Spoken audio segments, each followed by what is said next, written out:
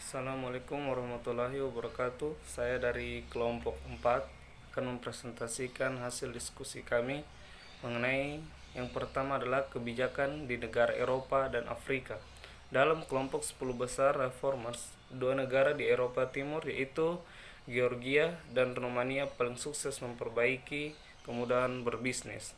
Adapun negara lainnya adalah Meksiko, Cina, Peru, Prancis, Kroasia, Guatemala, Ghana, dan Tanzania. Langkah-langkah penting yang dilakukan pemerintah negara reformers doing business periode 2005 sampai dengan 2006 adalah mempermudah regulasi untuk memulai bisnis atau starting business. Di 43 negara di dunia berhasil menyederhanakan prosedur perizinan serta mengurangi kos dalam keterlambatan dokumen. Hal kedua yang paling banyak direformasi adalah pengurangan tarif pajak dan penyederhanaan proses administrasi dalam pembayaran pajak yang sebelumnya terkenal sangat rumit.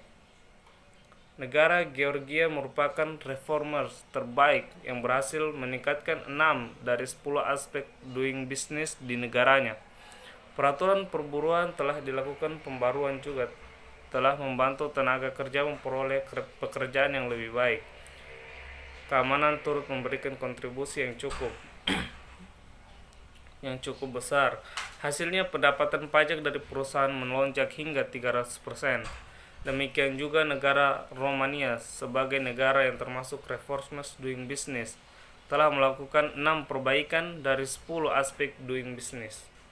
Negara di Eropa Timur ini memangkas prosedur izin pendirian bangunan atau biasa kita kenal IMB dan mengembangkan sistem kantor tunggal untuk memproses permohonan berbagai perizinan dengan sistem satu pintu. Nah, jadi tidak terlalu rumit. Salah satu hal yang menarik adalah adanya ketentuan hukum baru yang untuk pertama kalinya mendefinisikan tugas seorang direktur perusahaan. Dalam sebuah slogan, menjaga bisnisnya seakan-akan miliknya sendiri, lengkap dengan daftar aktivitas yang bisa mendukung tugas tersebut. Selanjutnya akan dijelaskan oleh teman saya. Sekian dan terima kasih. Terima kasih kepada kesempatan yang telah diberikan kepada saya. Saya ingin melanjutkan materi presentasi kami, yaitu dengan materi kebijakan di negara Malaysia. Di negara Malaysia, diregulasi di bidang moneter dilakukan untuk membuat perekonomian lebih efisien, market oriented, dan tempat yang lebih baik. Dalam melayani pesatnya pertumbuhan industri sekaligus untuk meningkatkan daya saing usaha di mata internasional. Negara Malaysia memang dikenal dengan kepiawaiannya pada sektor eksplorasi minyak, agrobisnis, manufaktur, dan pariwisata. Setidaknya ada 6 hal yang dilakukan Malaysia agar selalu menarik bagi para investor dan memberikan iklim investasi dan bisnis yang kondusif, yaitu yang pertama, ekonominya yang stabil, mampu berubah dari negara yang berbasis pada agrikultur.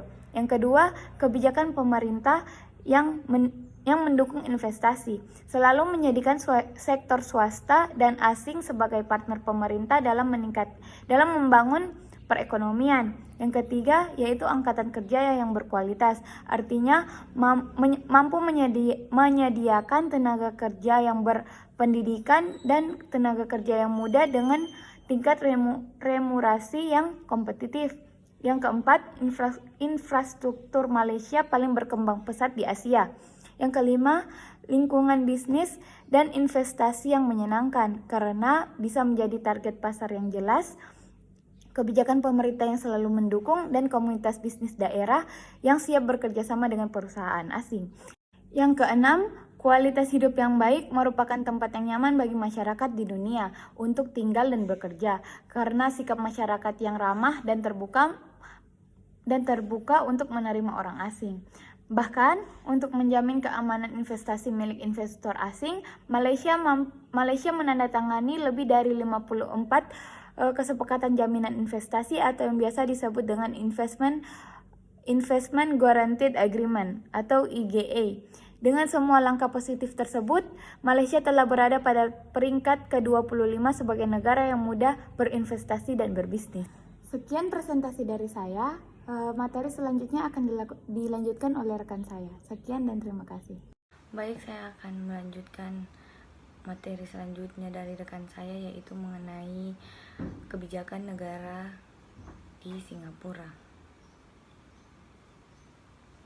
Oke, negara Singapura seringkali disebut sebagai negara penghubung antara dunia barat dan timur karena posisinya yang berada di pusat Asia Pasifik.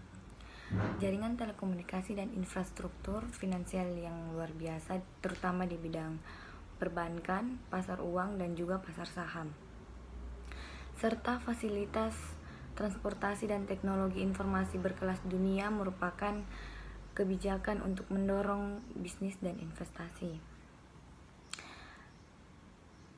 Dan ini secara sungguh-sungguh untuk dilakukan. Selain itu, pemerintah Singapura juga aktif menangkap keinginan-keinginan perusahaan asing dengan memberikan sistem perpajakan dengan insentif dengan menarik, terutama menyediakan agen-agen pemerintah yang siap membantu dalam mengidentifikasi atau mengeksplorasi setiap kesempatan bisnis dan selalu berusaha untuk menunjukkan bahwa merekalah yang tertarik di wilayah Asia Tenggara. Secara umum, pemerintah Singapura mengizinkan 100% kepemilikan asing pada perusahaan-perusahaan Singapura dengan persyaratan khusus. Singapura mempunyai pelayanan yang relatif terbuka dan dikembangkan dengan baik. Selain bank lokal, ada juga bank-bank asing yang beroperasi dengan izin penuh dan juga sejumlah perusahaan sekuritas, bank investasi, lembaga pembiayaan, dan sebagainya. Oke, sekian dari saya mengenai poin C. Sekiranya cukup dan akan dilanjutkan oleh teman saya berikutnya. Jadi saya akan menjelaskan poin keempat, yaitu mengenai kebijakan di negara Mongolia. Negara Mongolia berpenduduk 2,6 miliar yang diapit oleh dua negara besar, yaitu negara Cina dan negara Rusia. Negara ini tidak saja mampu mengembangkan pasar domestik, tetapi juga membuka kesempatan ekspor berbagai produk. Negara Mongolia mengandalkan meat processing yang didukung oleh fasilitas memadai yang telah memenuhi kebutuhan pasar Rusia, Cina, Korea, dan Jepang. Komoditi lainnya adalah agrikultur dan pariwisata. Untuk menjadi badan hukum yang sah sekaligus memastikan tidak ada dua perusahaan yang mempunyai nama yang sama, persetujuan akhir dikeluarkan oleh Departemen Perpajakan, yaitu General Department of State Taxation, dengan biaya $10. Perusahaan asing akan terdaftar selama 3 dengan kesempatan perpanjangan 2 tahun. Mongolia menganut rezim perdagangan bebas, tanpa kuota dan perizinan tidak sulit. Penerapan teknologi informasi untuk proses administrasi pendaftaran, membuka kantor cabang atau menetapkan anak perusahaan, dan pajak juga sudah berjalan. Selain itu, disediakan juga fasilitas konsultasi hukum dan bisnis oleh para expert. Sebenarnya, kebijakan pemerintah Mongolia mendukung Foreign Direct Investment atau FDI di semua sektor dan level bisnis. Strategi industri ekonomi sama sekali tidak membedakan investor asing. Negeri ini lebih mengawasi jenis investasinya daripada investornya. Sayangnya, kebijakan makro ini sering bertentangan dengan sikap masyarakat dan elemen peradilan yang sering menolak investasi dalam berbagai sektor khusus seperti produk dagang, olahan, dan farmasi. Jadi itu tadi penjelasan mengenai kebijakan di negara Mongolia. Terima kasih. Ini saya akan membahas mengenai kebijakan di negara Amerika Serikat. Besarnya potensi pasar di Amerika dan infrastruktur yang sangat baik menjadi salah satu alasan utama perusahaan asing untuk berinvestasi di Amerika. Sistem ekonomi terbuka yang dianutnya mampu mengubah ekonomi Amerika yang berbasis pertanian pada abad 19 menjadi salah satu negara industri terbaik pada abad 20. Bahkan belakangan ini mengarah orientasi ekonominya untuk meningkatkan bisnis berbasis jasa. Yang kedua, saya akan membahas mengenai regulasi. Regulasi di bidang ekonomi yang berlaku di negara Amerika Serikat merupakan kombinasi kompetisi terbuka dan perlindungan konsumen. Adapun untuk bisnis yang secara spesifik bersifat intrastate atau di dalam negara bagian, seperti contohnya restoran, kewenangan pengaturannya ada di dalam pemerintah negara dan lokal. Negeri pemasok ini meminta cukup banyak persyaratan yang harus dipenuhi berkaitan dengan registrasi, pelaporan, dan juga masalah lingkungan. Tiga hal ini merupakan salah satu hal penting kalau kita mau berinvestasi di negara Amerika. Terakhir, kemudahan bagi investor. Amerika mempunyai berbagai tipe lembaga keuangan, seperti salah satu contohnya itu bank komersial yang siap mensuplai dana untuk pengusaha. Di bidang perpajakan, pemerintah federal memberikan perlakuan yang sama bagi investor lokal maupun investor asing. Amerika Serikat mempunyai sistem perpajakan dengan tarif yang paling rendah dan kompetitif dibandingkan negara-negara yang lainnya. Itulah salah satu alasan utama mengapa perusahaan asing itu lebih tertarik berinvestasi di Amerika.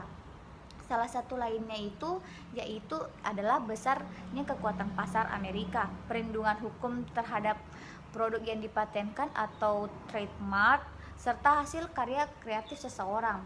Regulasi yang mendukung pelaku usaha dan tenaga kerja yang memiliki keahlian yang memadai. Baiklah, saya akan menyambung materi dari rekan saya pada bagian F, yaitu perizinan konsesi hutan di beberapa negara Amerika Latin dan Afrika. Beberapa masalah sistem perizinan konsesi hutan. Sistem perizinan usaha pemanfaatan hasil hutan kayu melalui mekanisme konsesi telah menjadi salah satu model perizinan yang banyak diterapkan di berbagai negara. Baik, selanjutnya, sistem konsesi hutan dapat diartikan sebagai salah satu bentuk hutan yang melibatkan kontrak pemanfaatan hutan, forest utilization contract, dari pihak pemerintah kepada pihak korporat.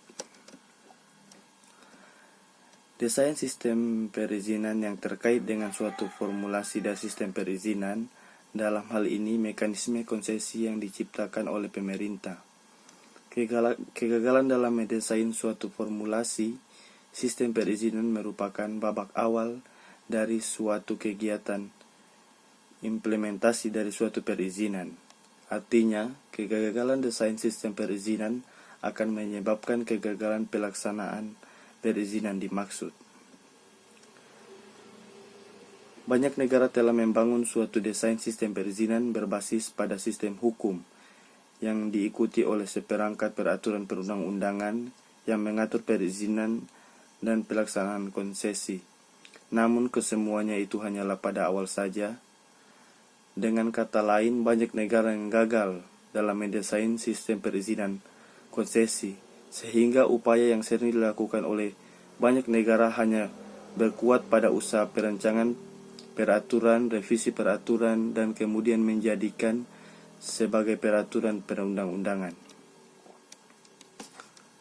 Beberapa ulasan literatur di atas memperlihatkan bahwa desain sistem perizinan didukung oleh sebuah sistem legal. Namun jika terpadu dan efektif, maka desain sistem perizinan konsepsi yang dibangun tersebut akan gagal dan akan tidak efektif apabila tataran implementasi. Gray menilai bahwa sistem perizinan konsesi hutan masih beberapa permasalahan kunci, terutama yang terkait dengan isu-isu tersebut adalah 1. Persyaratan dan ketentuan term and condition. 2. Cara atau mekanisme alokasi konsesi. 3. Introduksi terhadap sistem alokasi konsesi yang kompetitif. 4. Perubahan-perubahan dalam persyaratan-persyaratan. 5. Dengan pengelolaan kawasan konsesi, pengenalan insentif berbasis kinerja peraturan pemantauan dan penegakan hukum terhadap kondisi kinerja. Dengan beberapa permasalahan tersebut meliputi tidak memiliki data yang cukup untuk menilai kualifikasi teknis dan kualifikasi lainnya dari penawar, masih belum terjawab tentang kelayakan perusahaan-perusahaan penawar yang memiliki track record buruk, terdapatnya inkonsistensi, bermasalah, dan kekeliruan terhadap dokumentasi yang diberikan oleh perusahaan-perusahaan penawar yang terlihat illegal logging.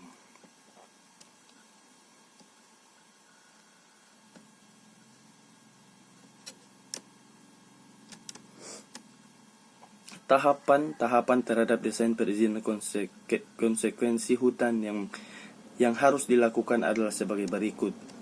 Pertama, jaminan bahwa kawasan yang dialokasikan untuk perizinan konsesi bebas masalah. Kedua, prakarsa alokasi kawasan konsesi harus dilakukan oleh pemerintah, bukan perusahaan penawar. Ketiga, melakukan pengumuman kawasan konsesi untuk dilelang dan mengundang para perusahaan penawar.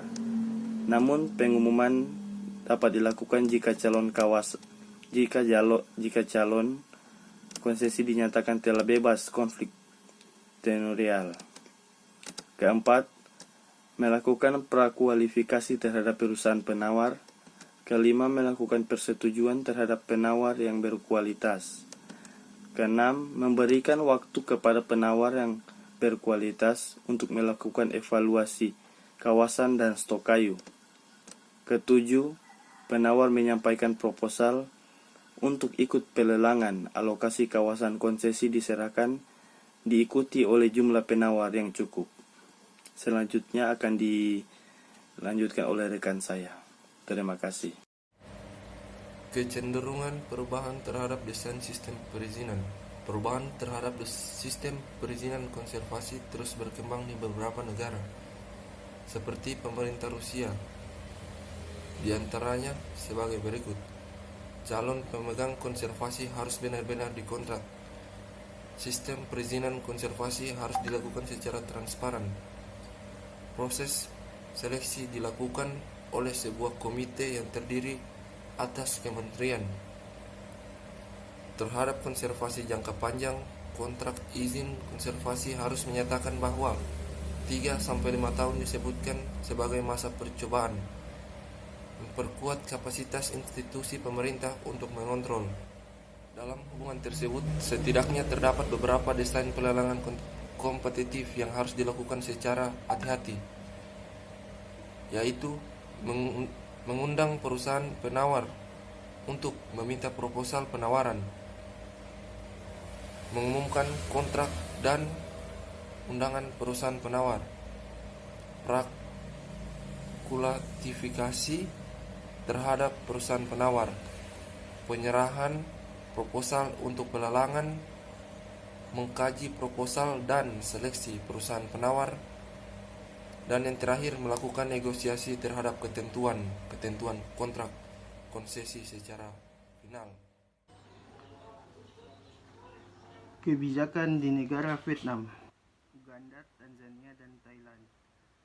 1. Vietnam. Vietnam membuat hukum yang baru mengurangi biaya-biaya untuk mendirikan usaha baru. Jangka waktu pendirian dapat berkurang hingga sekitar 2 bulan. Dengan pendaftaran memakan waktu hanya 15 hari. Dan biaya pendirian total yang berkurang sampai $350. Para wirausahaan Vietnam meresponnya. Sekitar 6.000 badan usaha baru telah didaftarkan pada tahun 1999. Akan tetapi jumlahnya meningkat pesat hingga mencapai lebih dari 14.000 pada tahun 2000 dan lebih 21.000 baik pada tahun 2001 maupun pada tahun 2002. 2. Uganda menerapkan program perintis. Program perintis ini meningkatkan jumlah pendaftaran usaha dengan perkiraan 4 kali lipat dari pendaftaran usaha di NTB. Untuk tahun setelah tahun dimulainya program perintis tersebut, Meskipun biaya pungutan registrasi yang terapkan lebih rendah jumlah pendaftaran yang lebih tinggi, berarti bahwa penerimaan pendapatan meningkat sebesar 40%, dengan penghematan administratif sebesar 25% dalam selang waktu kerja staf dan 10% dalam penggunaan sumber-sumber keuangan. Maka program tersebut juga memberikan manfaat kepada otoritas kota Madya. 3. Tanzania. Pusat Investasi Tanzania mempunyai 9 orang senior dari kementerian lainnya dan umumnya dapat menyelesaikan suatu proses aplikasi dalam waktu beberapa hari. Pendekatan ini tidak akan begitu berhasil apabila batas kewenangan yang tidak digariskan dengan jelas. 4. Thailand menerapkan pelayanan terpadu di setiap instansi. Pelayanan terpadu pada suatu dengan mandat yang lebih terbatas kadangkala dapat mempercepat proses-proses untuk memperoleh persetujuan tertentu. Sebagai contoh, dengan berganti sistem audit ke sistem pasca verifikasi, maka pusat pelayanan satu atap untuk visa dan izin kerja di Thailand telah mengurangi waktu yang dibutuhkan oleh perusahaan asing untuk mendapatkan visa bagi tenaga kerja asing dari 45 hari menjadi hanya 3 jam.